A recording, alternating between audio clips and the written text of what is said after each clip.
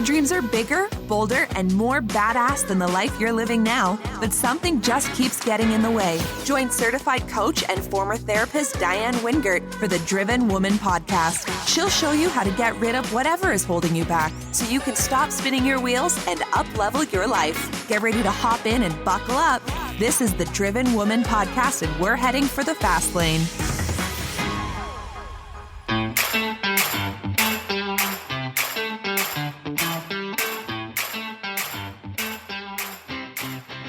Well, hello there, my fellow driven women. Today's interview is my conversation with a 27-year-old single mother of two in New Zealand who had such a fascinating story that when I happened to stumble across it online, I just had to know more. So I reached out to her, told her about the podcast, and asked if she would be willing to share her personal journey with all of us, and she said yes. Now, what I want you to know is this is a story about delayed diagnosis of ADHD, gender bias, the risks of disclosure, and ultimately, it's a story about resiliency. Nicole Grey is a woman who knew what she wanted to do from the time she was a teenager, but she had no idea that years later, her ADHD was not only the reason she was attracted to that line of work, but it also became the reason why she was prevented from entering the field. So I bet you're curious, right? It's a great conversation. Now, before we get into that, I want to share our latest podcast praise. This one is from listener Lieselwin, I hope I'm saying that right, who says, Diane's podcast is spectacular. I only discovered it last night and have binge listened to so many episodes already as I embrace my diagnosis of ADHD following that of my son. Diane's delivery is witty, grounded, and engaging, as well as considered, intelligent, and generous. Wow, she's got a great vocabulary.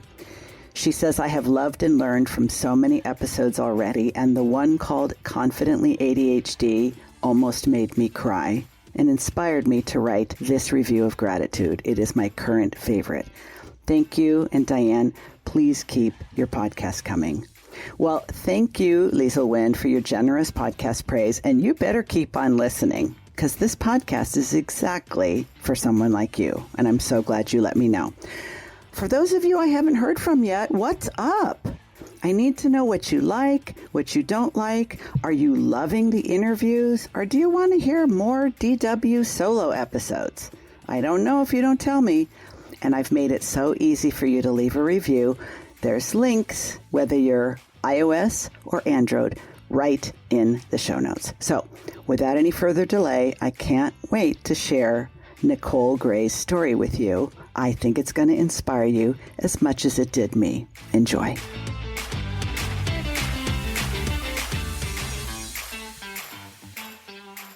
Well, I am very, very excited to welcome you today, Nicole. After I saw your story, I don't even know if I explained this to you, but I have a Google Alerts that indicates that lets me know by email whenever there is any story that's noteworthy regarding a woman with ADHD. So it's just kind of a little thing that pops up, and most of them are not any good. And then I saw yours and I thought, I have to talk to her. So I clicked on the link, and of course it took me to the newspaper website, which had a paywall. And you're in New Zealand. I'm in the US. I wasn't going to subscribe to a New Zealand newspaper, although I did visit your beautiful country almost a year ago and loved it. But I thought all I need to know is right here in the title. And I reached out to you, you responded, and a week later, here we are. So welcome to the Driven Woman. Wow, this is incredible. Absolutely incredible. What a story. I have wondered how on earth you found the story. I think I should turn some Google alerts on to meet some other amazing people. It's not a bad idea. Well, you can meet, I think this is one of the things that's super exciting about both podcasting and social media is that you find your people wherever they might be. And so we might be separated by a few thousand miles, but I'd like to say we are like-minded and like-brained. Definitely. So let's not keep the audience in suspense. Nicole Grey is a 27-year-old single mom who, as I said, lives in New Zealand. And the reason why I invited her to The Driven Woman to share her story with you is because she was diagnosed with ADHD at the age of 25. And the diagnosis, and specifically the medication that she takes for her ADHD, prevented her from fulfilling a lifelong wish to become a police officer. And that's what the newspaper article was about. So can you give us a little bit of the backstory about your interest in police work and how you came to be diagnosed? Let's start there. Absolutely. As a teenager, I wanted to be a cop, and my dad said no, and I actually parked it for a lot of years. My dad didn't say no to a lot of things, so I respected that. And then I did a lot of youth work and some outdoor instructing, really active kind of roles. And came after my second child, I was still kind of interested in teenagers, which maybe is not the norm when you have newborns. I like them a lot. So many people said, oh, you like your kids when they're small, but when they get to be teenagers, it's another thing. I still liked them. So I don't know. I'm obsessed with teenagers. I wanted to work with teenagers from when I was about 13, which is odd because I was busy being a teenager. And so I thought, actually, to consolidate everything I've done, policing would be amazing. I'm not interested in studying, not. And this would be really cool. And so on not quite a whim, but quite casually, I applied. And then... Could we say impulsively, Nicole? Oh, do you know what would that qualify? Happened? Do you know what actually happened? It was so... Of course ADHD. not. I wasn't there. You have to tell me. I so ADHD. Earlier, like a month maybe earlier, it had an attachment for your CV or your resume, I think you might call it, to upload. And when I went back a month later and was pondering over it, there was no attachment, and I accidentally clicked apply, and it went through. And I was like, I think I just applied, and it was my birthday, and it was like such a good time. I was like, this is awesome. This is so good, which some people would have been like, I'm scared. But for me, it was adrenaline, dopamine, let's go. Yes, it's the chemical cocktail our brains love so well. We could spend the rest of the day swapping impulse stories, but it's not like you applied for a job that you had never ever considered. You had been thinking about it forever. It just so happened you were in a birthday moment and your finger just had a mind of its own. And that is a good illustration for how easy the idea was. So you get paid to train. My children's father would have been a really, really great stay-at-home dad. Things were going to be really easy. And so through the process, which was actually nearly 2 years from that date, things got really, really, really hard, and I had to decide. In what way? I don't want you to gloss over that part. It may be ADHD related, or it might be because the process is more difficult in New Zealand, or it may just be difficult for you for some other reason. Yes. So it got really hard because my husband left, and I was on my own without having ever had a career. I didn't have a job at the time. I didn't have any family nearby at all. I then didn't have a house, and the housing situation is really hard. Really, this was nearly 3 years ago, but it still took me about 3 or 4 months to get a rental. So things were suddenly incredibly difficult. And the people who had been, like my parents, they moved out of town the same week that my husband left as well. And then do you have any abandonment issues? I'm wondering. Well, actually, that was the first time I'd experienced rejection, and I wish that I had experienced it maybe slightly younger or in a slightly more mild form, because to have it in such an extreme way was really full on. So life just changed overnight and was really, really hard. And things basically continued to get worse for the next long time.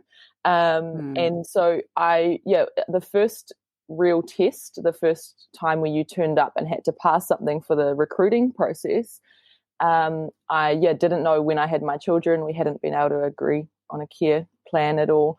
I didn't know where I was living. I just didn't know. I knew that I was So there's like a 25 or 24. custody plan Yeah, between mom and things are dad. really, So none of that had been yeah, arranged, and things you are were really, just suddenly really difficult. suddenly being asked to move forward with the process, Yeah, but none of your nothing was, normal and life was settled.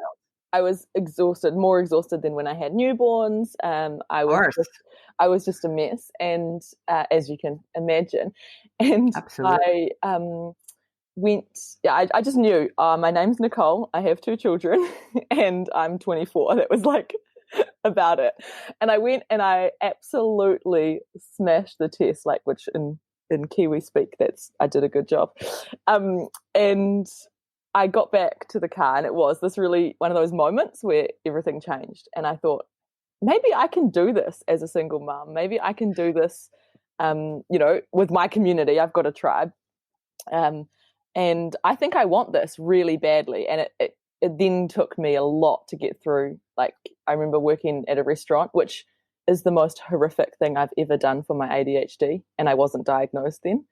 Some people, I've seen a lot of comments Because you couldn't keep the orders straight. You delivered the wrong food to the wrong people. You forgot things. Like, what happened? So I think I'd never been managed before, like at all. I had been the person from 15. I had jobs where I held the key, I knew the alarm code, and I managed everything, and I was the person. And so this was a very small restaurant with a bit of a micromanager. Yes. So I could be observed at all times. I'd never been observed before, I don't think, in the workplace. And I also couldn't, one of my main symptoms is prioritizing tasks and inability to prioritize tasks. And what happens when you're waitressing is you constantly need to rearrange the priority of the task. And I couldn't, I put so much effort into it, but I couldn't layer the different information to create a formula that would work. So even after 6 months, and even when I had some really amazing nights, I just could not do it. And I've never felt so inadequate, actually, as I'd never experienced being in a job where I didn't feel like I was in my sweet spot and doing a great job. And it really threw me. As you get to know more women with ADHD, you will realize how fortunate that is. Exactly. Like when we can either choose or somehow intuitively find our way into something that leverages our strengths and works with our challenges, we don't even think we struggle. We're not disordered. We don't have deficits. It's when there's not a good fit between your brain and the environmental requirements of the job that you realize, what's the matter with me? So that was clearly not for you.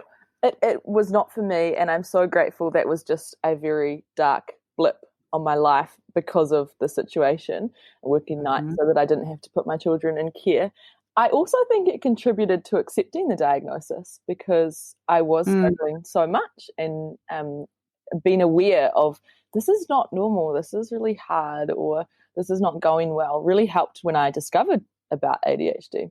So I went through. Well, let's go back to that, because I think that's a really important part of your story, Nicole, is you know that most females, wherever they are in the world, don't find out that they have ADHD until they're adults. Whereas if you are a male, there's a very strong likelihood that you will find out when you are in elementary school.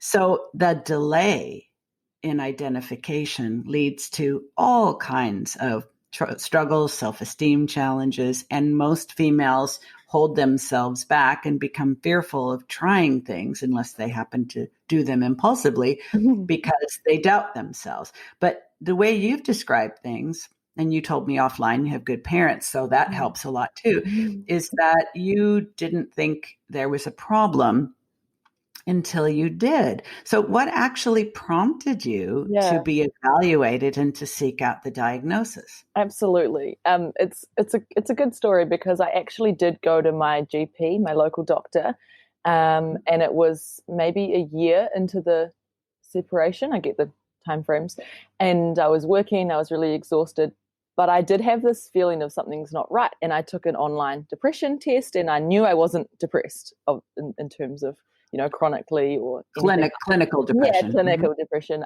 There was situational depression, but that's entirely different. Right, normal. And so my main thing was I'm really extremely high and extremely low, and when am I going to get better enough to be able to like do my dishes and put my kids to bed? And I could see people around me that were going through really hard things in life and still able to come around and do my dishes. And so I just really noticed. It sounds so silly, but I really noticed like these. No, it doesn't. My goals, my life goals was to be able to get up in the morning, literally to get out of bed before my children was an impossible goal, and to do my dishes. And when I realized that these people that were actually going through significant things were still able to do that in their life, it did make me realize something's not right. And so I went to the doctor, and she basically told me that I have children in a stressful life, which is true. And you're like, why don't you tell me something I don't know, since I'm going to have to pay for this visit? Yeah. And I was actually, our public health system in New Zealand means that you barely pay, which is pretty awesome. But of course, it had still taken me months of procrastinating and insecurity and worrying to even turn up. Like to turn up, I've not had health issues. And so to turn up to the doctor has to be like really bad. So I was really put off by that experience, actually. Of course. What's wrong with me? And I didn't know that there's women around the world asking that exact question. And that is the key to undiagnosed ADHD is, what's wrong with me? Even though I'm awesome, even though I'm performing well at work, even though I'm a wonderful mother, something's not right. Isn't it paradoxical? I mean, I think that our brains are magical. And we are able to do things that have other people sitting slack-jawed in front of us saying, how did you do that? And we literally are like, beats me.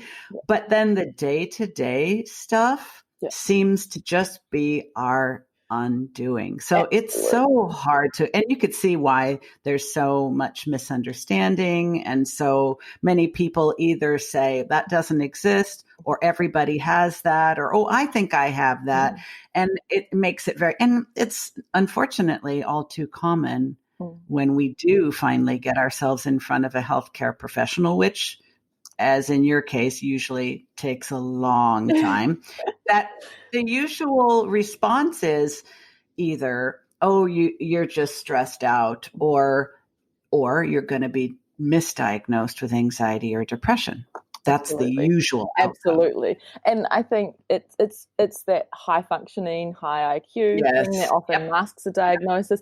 And then you have that imposter syndrome. So even the things that you do and people are amazed at, you still feel like it was a fluke every time. So you don't even internalize your strengths to start with, because of that. And so that is really damaging, and people can't even comprehend, because you can go and look at my social media and you can see the results of my skills, but I don't believe that I have those skills. So that doesn't even compute to someone who's not facing that experience. So I'm guessing it's really hard for you to accept a compliment on just about anything.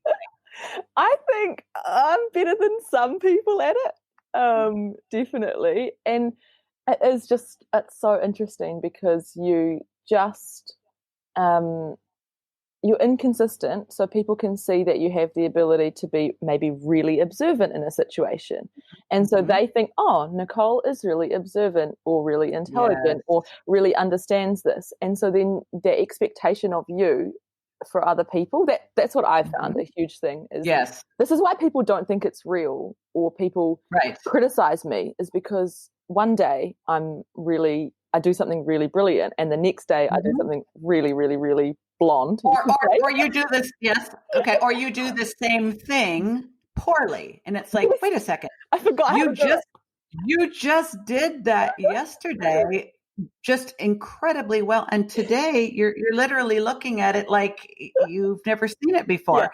How do you explain this? Well, when somebody sees you do something well once, or you've given them the impression that you're high ability, high intelligence once, that sets the bar. And every single time, however you're functioning on any given day doesn't match up to that, the things that get attributed are lazy, crazy, weird, whatever. And then we just internalize that. Not trying. One of the things that helps me is like just a good narrative around every day being a surprise, that I'm going to wake up and discover something about executive functioning that I didn't know I have done my whole life. Like literally, how is there something brand new that I've never known you could mess up? But isn't it so, you do the same thing? I say I don't remember if the movie is Groundhog's Day or 50 First Dates, but it may be neither. But the thought is that every day I wake up is an adventure. Yeah. And I know I'll be surprised, even if it's something I've done a million times, because my memory is so bad. It'll be like the first time, and the first time for anything is always fun. And there's just a new way to have executive functioning just kind of disappear for a couple of seconds. There's so many ways. It takes the stigma and shame out of it, which absolutely helps. So take me back to, you did remarkably well in the first stage of applying for the police job, in spite of all the stress you were under, and you said, I'm doing this. So what happens? I'm doing that. And then I just went and did every stage really well. So I was really motivated. I really wanted it. And it was, that light in the dark tunnel for me. The dream of financial stability to provide for my kids was now this really awesome thing. And it was my ticket out of toxic relationships that I found myself in, because I was quite vulnerable and I had never lived alone, and I didn't know that I could be easily controlled and manipulated, which is also there you go. Thing. Yes, ma'am, it certainly is. So that was really happening for me, and I didn't address it because I was going to police college in my mind. So I was like, I've got a ticket out, and so I got really, really, I was really exposed, and it was really unhealthy, and it was connected to my employment. So it was power imbalance stuff as well. So it was quite full on, but this police thing was like this really driving, every time I would see a police car, it was like that reminder, like a vision board in your real life, because it's everywhere. Yeah. So I went through and I absolutely smashed everything. Like there were a 12-week distance learning course, so study. And because that was flexible and about 10 hours a week, I managed to really make that work for me, and passed everything really well. So I got through every single stage, and a couple of delays, as you can expect. With the process, it's really slow here to get in, which is good because they need to screen people. It's kind of important that, It's kind of the same way with becoming a psychotherapist. In my former career, you go to grad school for 2 years, then you have to do thousands of hours of supervised practice, then you have to take one test, then wait 6 months, then you take and I think, it does weed people out who don't want it as much. And I think that's a good thing. But had you already been diagnosed at some point in not the at all. No, you hadn't. So the whole process and it took like 7 months of trying to make a plan with the kid's dad about, because the college is 4 months here, so you go away for 4 months, and so it took a long time. I took a long time to adjust to how the separation was going to be. And because I'd planned to go to police college before, that was just a bit slow to realize how life was now. And so it took months and months to try and get that sorted for the kids. And so I got right up to the day where you sign your contract, which is like the official, you have a place, you have a spot, you are in, you've passed everything for a couple of months really. Already, but then you get your contract, and it means you're going to college. It's about 3 weeks before the process, and you are finally in, and everyone knows what day the contract comes out. So it's like this big, I remember, checking my email and messaging another couple of people that I'd met that were in the same stage of the process. And so actually before I checked my email, it was the night before that I discovered an article that mentioned ADHD and adult ADD. You just stumbled across it? I literally clicked on a random link from a Facebook friend who posts good content, so I often click on her links, and it struck my eye because it was Kate Middleton's brother, And I don't even follow the royals. Like, I'm not into that. But it was mental health, which my ex-husband has that was part of his story as well, or is part of his story. So I had an interest in mental health, and I knew my own wasn't particularly wonderful. But I was only it's really so random that you just totally random. You weren't looking. Nope. Well, and if you happen to be very spiritually minded, you might think you were guided. You might think, but my life has been full of serendipitous occurrences. So I just think I discover what I'm meant to discover when I'm ready to deal with it. So there it was. You clicked on it. I clicked on this link, and because it was about depression, what happened was the lines about clinical and chronic depression didn't stand out to me, but the lines about adult ADD did. And I straight away, I always think, why did I do this? What hit me? Because I went back and read the article literally last week, probably for the first time. So I read this article that caused my whole life to change, just more than I could ever imagine. And at that point, I thought my life had already changed. It sounds like it had changed in a couple of ways.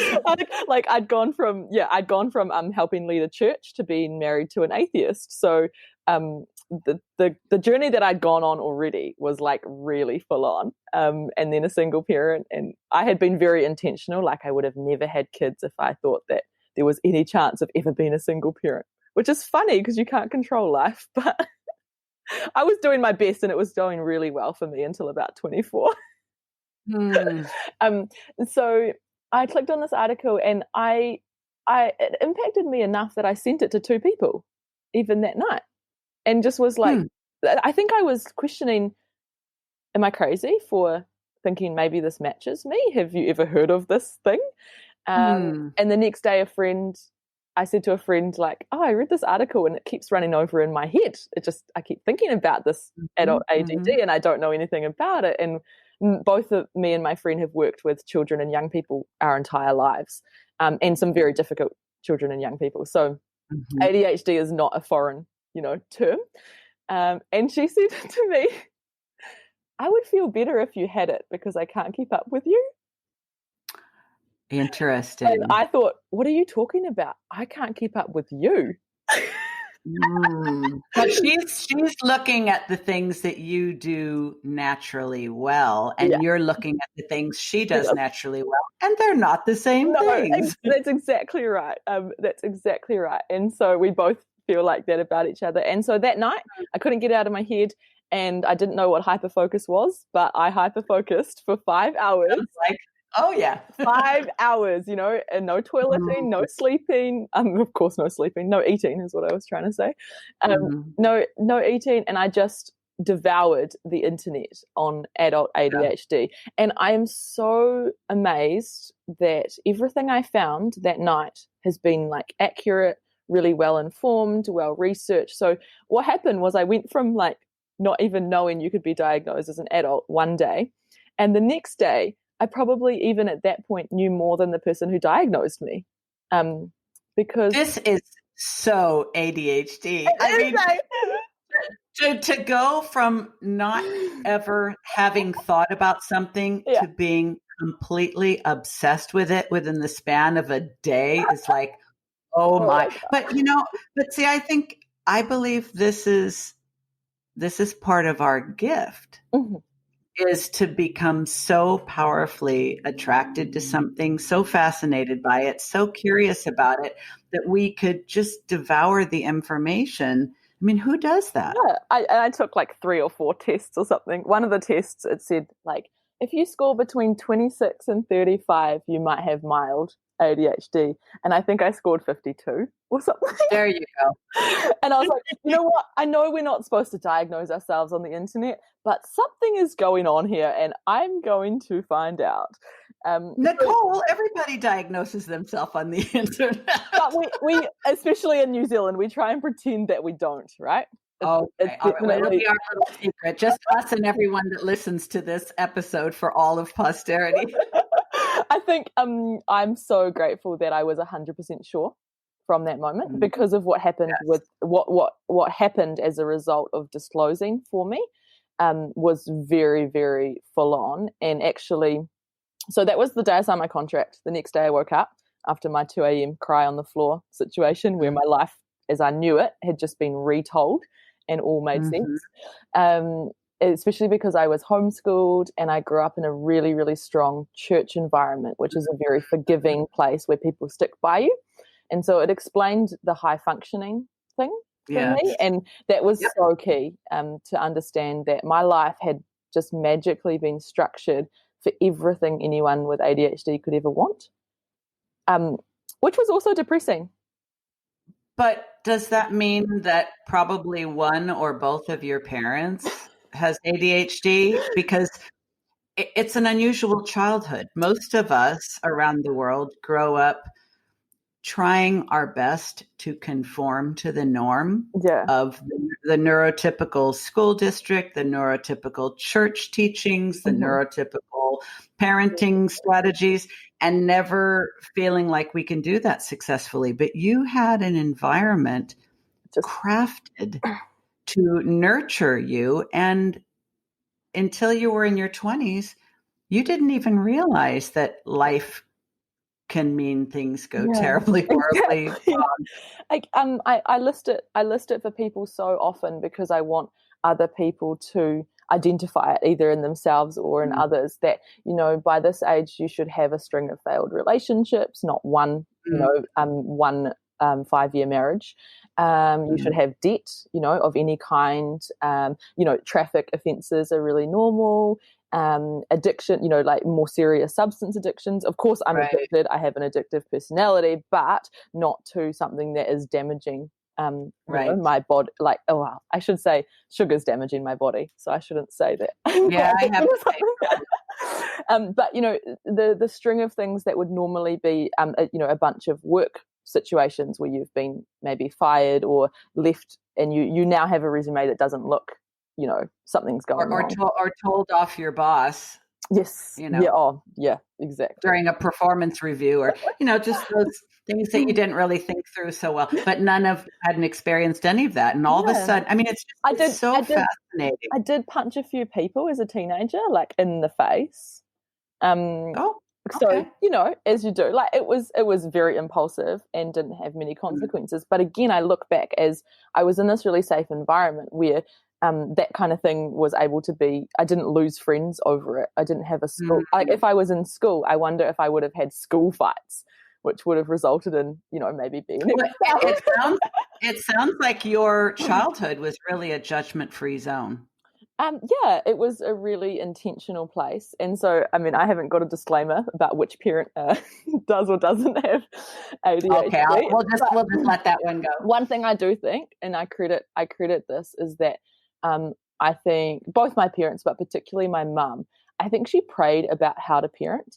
And so without knowing and without ever feeling like she was successful, I'm sure in the moment, because we were so different, she prayed and did these things for me that were exactly what I needed without her or I ever knowing. And we've just had such a closer relationship, I think, not just through the diagnosis, but always through being a parent and those kind of things. But it's just told a different story of her parenting me and the household, explosive nature of ADHD and things like that. So it's been really, really rewarding to look back at the hard things and have a story that actually, that was really hard with it.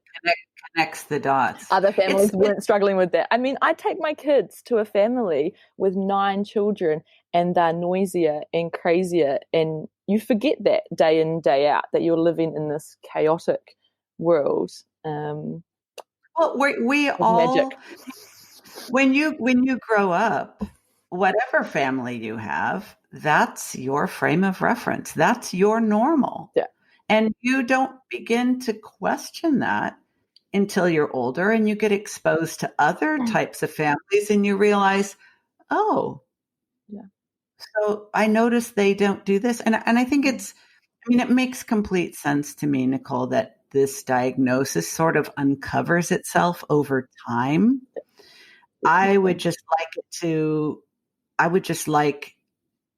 uncover itself sooner for women so that there's not so much damage to self-confidence and self-esteem and what we think we're capable of. So, because I know we only have a few minutes left, tell me how you're being diagnosed and disclosing that. I'm guessing there was probably a drug test as part of the process. Yeah, so I'll try and run through what happened. So I agonized over whether to disclose because I had no diagnosis.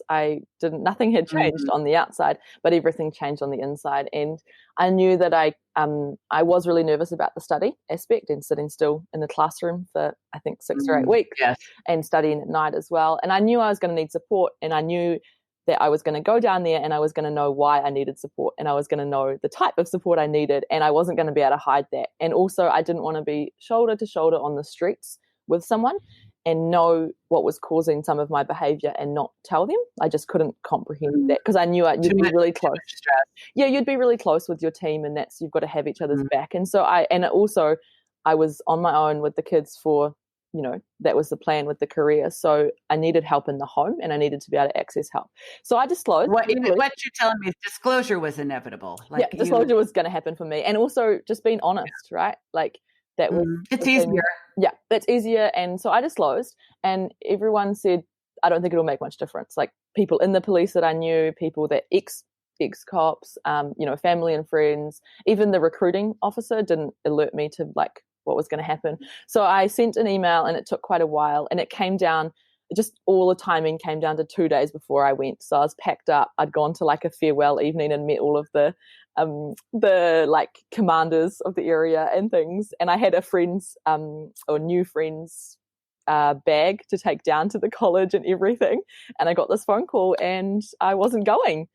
And I'm so proud of myself. What exactly did they say? I know. And I almost, if I was angry about this, I would be requesting the recording of that phone call. I'm sure it's recorded, because I pushed back and I said, look, I'm ready to go. You're causing more stress and chaotic, you're putting me into a worse place by not going.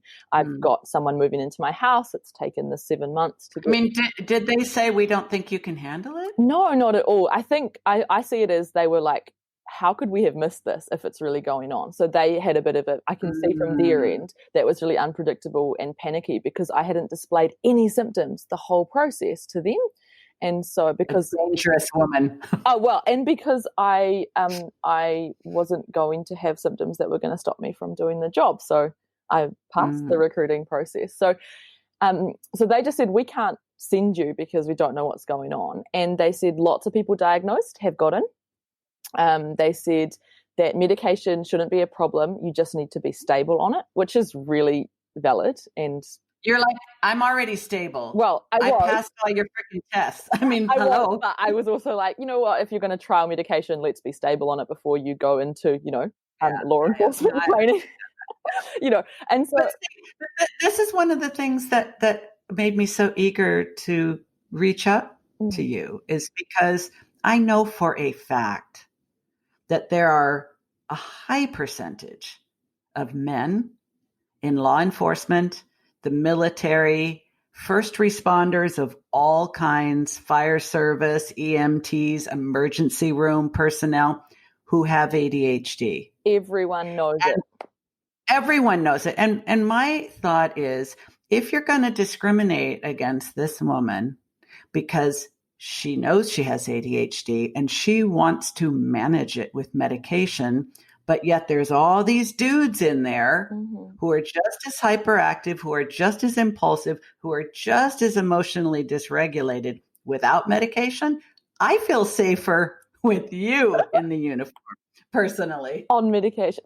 That's exactly right. And so my choice to talk about it and manage it openly, rather than just kind of wander around and, have my symptoms spill out over everyone, because it's going to happen regardless of how you treat it. So they pulled me, and I had to go and get diagnosed, basically. Let's go and see what's happening. So I was really positive. I stayed really positive. I became transient and went through family court, which wasn't a great time. And so then I was paying a lawyer and paying a private specialist, and I was unemployed. So that was a really cool mind game. Setback. a little bit. And then I didn't have a home. So then I was literally reliant on other people. Yeah.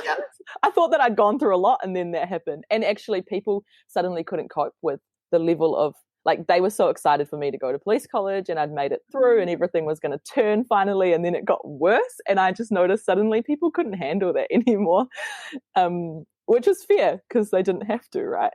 Well, but I think it's interesting that you're saying this, Nicole, because it's like we are able to tolerate and manage, and in many cases thrive under truly dire, chaotic, unpredictable, incredibly stressful and uncertain conditions.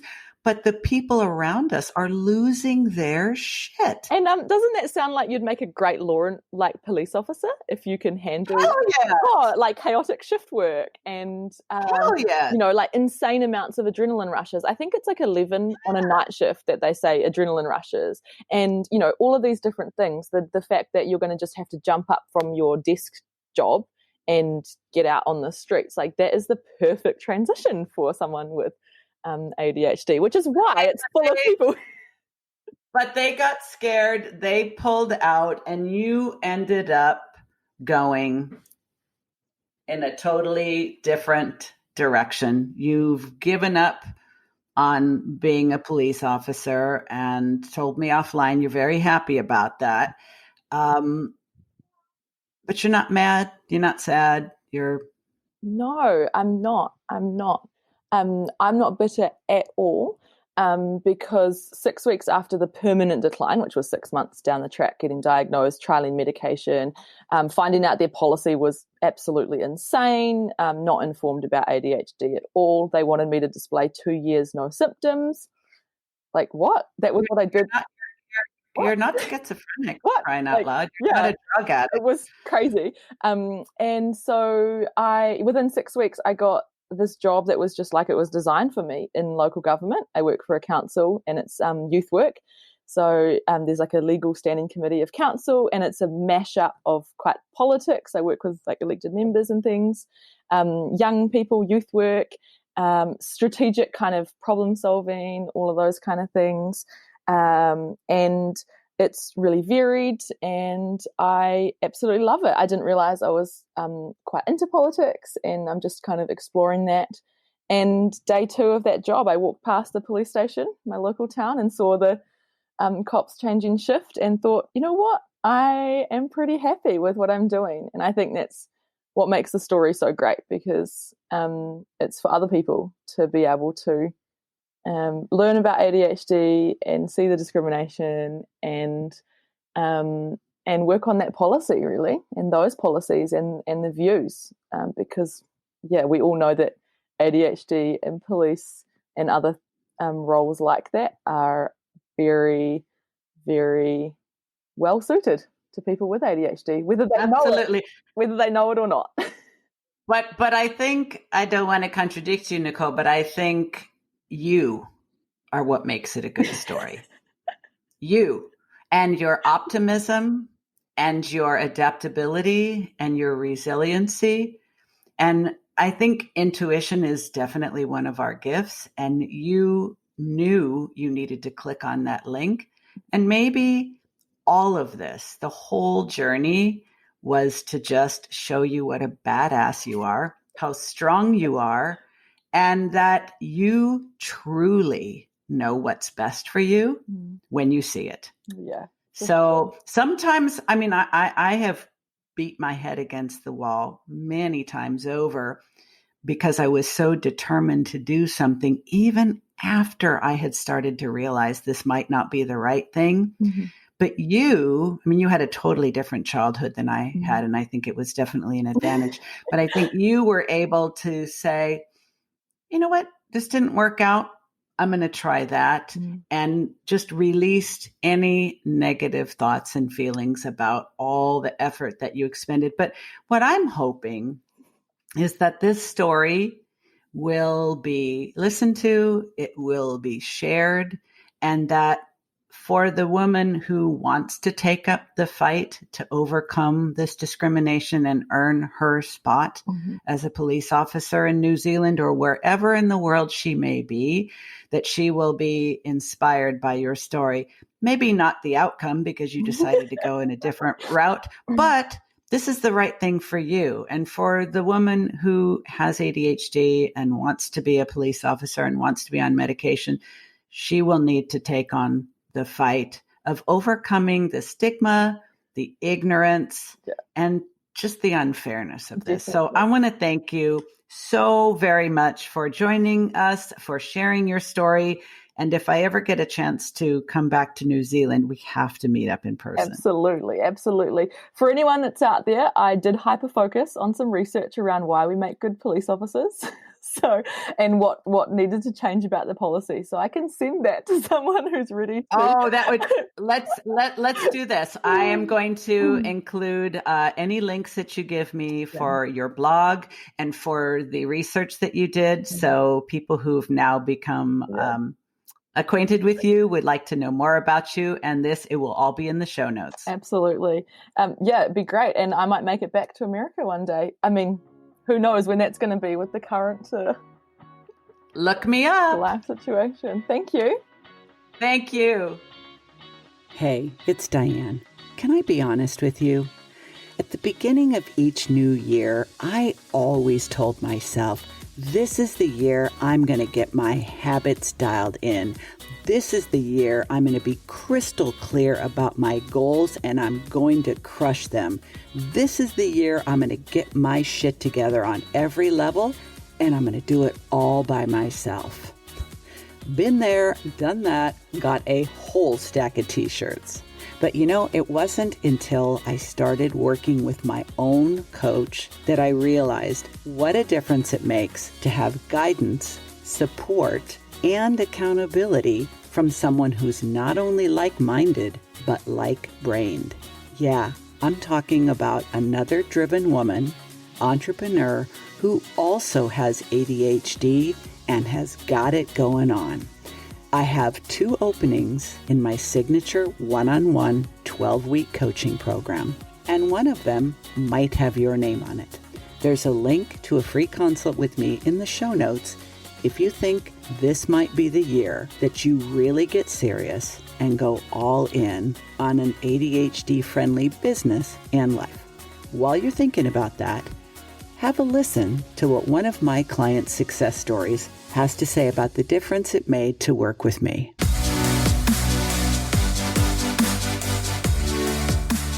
So I remember when we talked about what you introduced as habit stacking, so pairing your habits, and when you did initially bring that up, my initial reaction was like, ugh, like that sounds awful. Like, I don't want to do that. But that was like one of the first things one of the first shifts that our work together had changed. And that is something that I'm grateful for every day. So the first thing I do in the morning is I go pee. And so what your advice was, take your medication, right after, have your glass of water there in the bathroom. And so that's sort of my daily routine is going to the bathroom, taking my medication, contacts, coffee. Yeah. And it's great because it just cuts out any chance of forgetting, which then would lead to kind of lollygagging around and then like, oh, wait, have I taken it? I should take it. Wait, but this one other thing. And so that really starts off the day so consistently and well. So that is the first thing. And then with regards to the rest of my morning routine, my best friend and I, we live together and we exercise in the morning now. So we've been doing that for the past 4 months, like at least 4 days a week. And so we do beach body, and it's just really fun because we do have the accountability of there's going to be someone waiting for you. So your butt better be up.